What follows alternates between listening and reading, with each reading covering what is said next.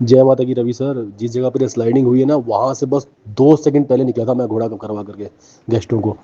जैसे ही निकला भम भम भम, ऐसा लग रहा है जैसे कि पता नहीं भूचाल आ गया और पूरा का पूरा काउंटर ही डिस्ट्रॉय हो गया मालिक, पूरा का पूरा। अभी कितने लोग दबे हैं उसमें भगवान जाने। नमस्कार दोस्तों, मैं हूं आपका दोस्त सौरभ और आप देख रहे हैं आपका अपना YouTube चैनल सानिध्य ब्लॉग। आज हम बात करेंगे उस सवाल की जो इस समय हर भक्त के मन में है। वैष्णो देवी यात्रा आखिर कब तक बंद रहेगी? 26 अगस्त को हुई भारी बारिश और भूस्खलन के बाद यात्रा को रोकना पड़ा। इस हादसे में कई श्रद्धालुओं की जान गई, हजारों लोग फंस गए और रेल व सड़क सेवाएं भी बुरी तरह प्रभावित हुई। अब सब की नजरें एक ही सवाल पर टिकी हैं, यात्रा कब फिर से शुरू होगी? ट्रैक की मरम्मत कहां तक पहुंची है? मौसम का क्या अलर्ट है और यात्रियों को इस समय क्या करना चाहिए? इन्हीं सब बातों पर आज मैं इस वीडियो में विस्तार से चर्चा करूंगा। सबसे पहले उस घटना पर नजर डालते हैं जिसने पूरी यात्रा को रोकने पर मजबूर कर दिया। 26 अगस्त को दोपहर करीब 3 बजे अर्धकुंवारी के पास अचानक तेज बारिश शुरू हुई। कुछ ही देर में पहाड़ की चट्टानें खिसक गईं और एक बड़ा भूस्खलन हो गया। भारी मलबा और पत्थर सीधे ट्रैक पर आ गिरे, जिससे लगभग 200 फीट तक का हिस्सा पूरी तरह क्षतिग्रस्त हो गया। इस दुखद हादसे में 34 श्रद्धालुओं की मौत हो गई और कई लोग गंभीर रूप से घायल हो गए।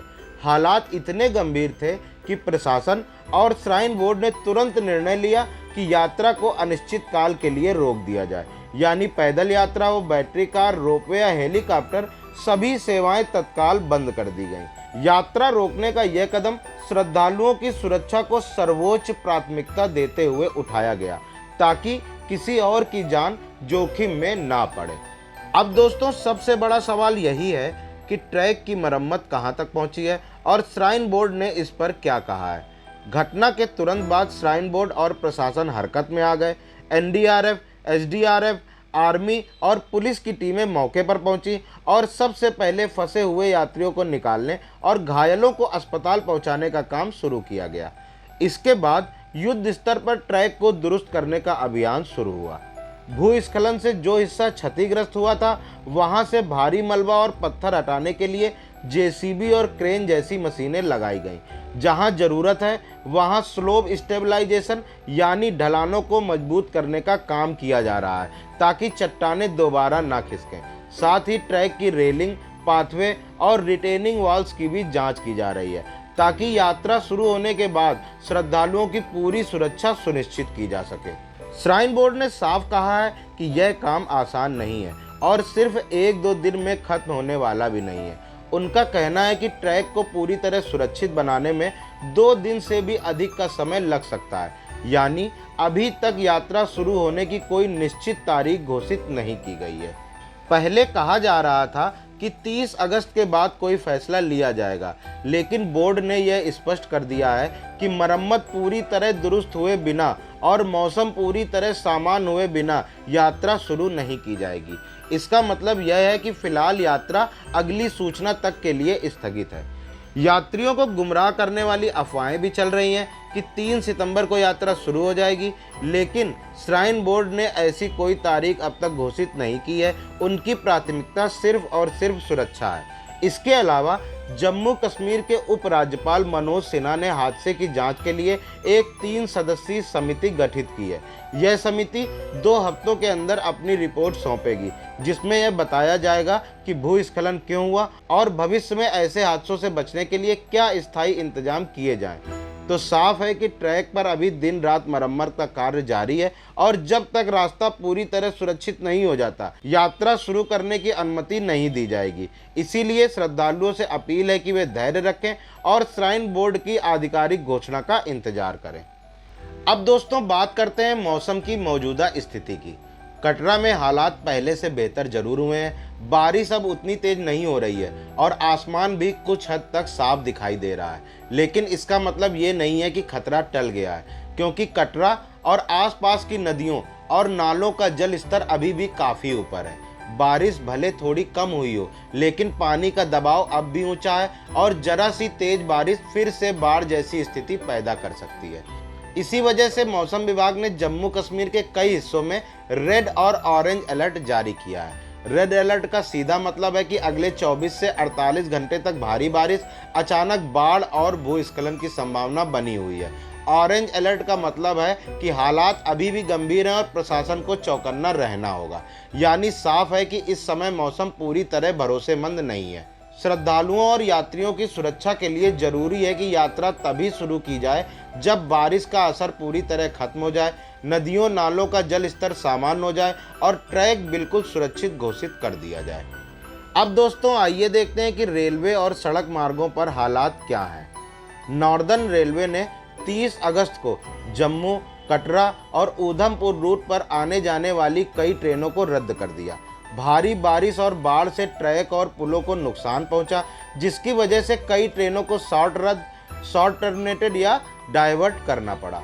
खास तौर पर कठुआ माधोपुर सेक्शन में पटरियों पर मिस अलाइनमेंट और ब्रिज को नुकसान हुआ, जिसके चलते पूरी ट्रैफिक को रोक दिया गया। अच्छी बात यह है कि रेलवे विभाग ने भी मरम्मत का काम शुरू कर दिया है। टीमें लगातार ट्रैक और पुलों की जांच कर रही हैं, पानी निकाला जा रहा है और मलबा हटाया जा रहा है। यानी रेलवे सेवाएं फिलहाल बाधित हैं, लेकिन धीरे धीरे इन्हें दुरुस्त करने का काम जारी है। सड़क यातायात पर भी इसका भारी असर पड़ा है। जम्मू श्रीनगर नेशनल हाईवे और कई पहाड़ी रूट्स पर जगह जगह भूस्खलन और पानी भराव की वजह से ट्रैफिक बंद करना पड़ा है। कई जगह गाड़ियां फंसी हैं और यात्रियों को दिक्कत हो रही है। यहाँ भी प्रशासन लगातार काम कर रहा है। मशीनों से मलबा हटाने और टूटे हिस्सों की मरम्मत का काम युद्ध स्तर पर चल रहा है। लेकिन यह भी साफ है कि जब तक मौसम पूरी तरह सामान्य नहीं हो जाता और सड़कें पूरी तरह खुल नहीं जाती, सफ़र करना सुरक्षित नहीं है। तो साफ है कि चाहे रेलवे हो या सड़क मार्ग, दोनों ही जगह हालात अभी सामान्य नहीं है। मरम्मत का काम जारी है, लेकिन हालात सामान्य होने में समय लगेगा। अब दोस्तों बात करते हैं उस गाइड की जो इस समय हर यात्री के लिए बेहद जरूरी है। सबसे पहले यह समझ लीजिए कि बरसात के मौसम में पहाड़ों की यात्रा हमेशा जोखिम भरी होती है। पर्वतीय इलाकों में बारिश के दौरान अक्सर भूस्खलन, सड़क टूटना, नदियों का जल स्तर बढ़ना और रास्तों पर मलबा गिरना जैसी घटनाएं आम होती हैं। यानी अगर आप अभी यात्रा पर निकलते हैं तो खुद को भी खतरे में डालेंगे और प्रशासन के लिए भी राहत और बचाव का काम मुश्किल बना देंगे। पहली सलाह यह है कि अपनी यात्रा फिलहाल टाल दीजिए। जो लोग अभी नई योजना बना रहे हैं वे इसे पोस्टपोन कर दें। जब तक आधिकारिक तौर पर घोषणा ना हो, घर से निकलने की गलती ना करें।